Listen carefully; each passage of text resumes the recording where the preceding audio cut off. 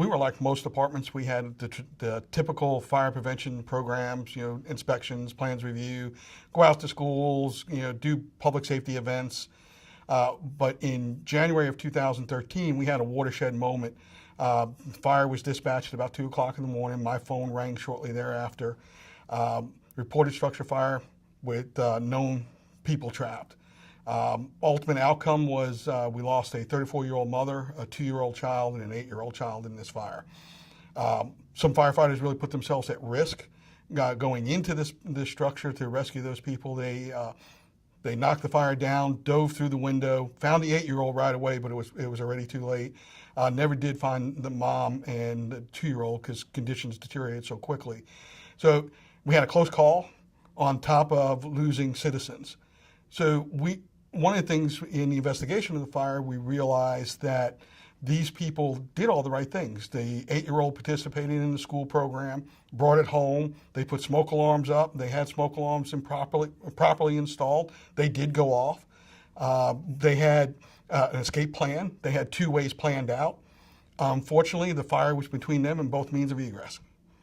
And we wanted to know why these people didn't survive. I mean, we're doing all these programs. So when we started looking into it, we found out that we had a significant problem in the poverty sector within our jurisdiction, using census data, using social services data for assistance.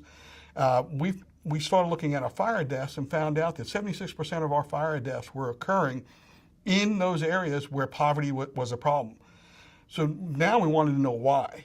And looking at our fire report data, we found out that 23% of the incidents, only 23% of the incidents that we were having in residential fires were smoke alarms activating. So why was that? We found out because they didn't have them. Then we started drilling down a little further and we found in 69% of our fire injuries and deaths, escape was a problem. People just weren't getting out. They weren't following their plans. They didn't have a plan. They were trying to fight the fire, a whole slew of things. So with that, we applied for a federal grant and got the funding for the resources to put together a smoke alarm installation and home inspection and training program for citizens targeted at poverty, since that was where our main residential fire death and injury problem was.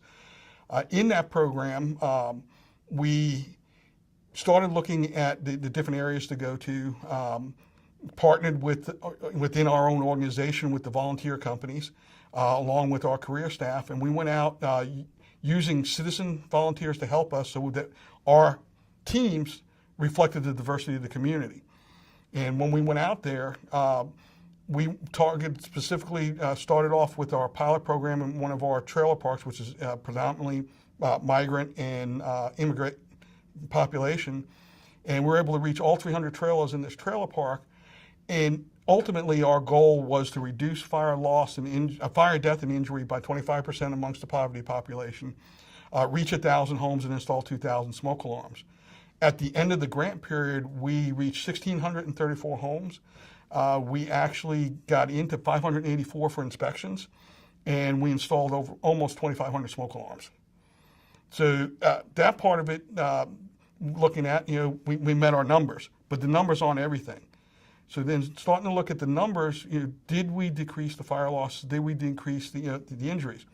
So right now, anecdotally, we know since the implementation of the program, we have had 0 fire injuries in the civilian population and 0 deaths. Compared to the year before the program, we had 6 deaths and 14 injuries. So that was a good start for us, but that's not the whole issue. Now we wanted to figure out how we could change the philosophy and the behavior of the citizens.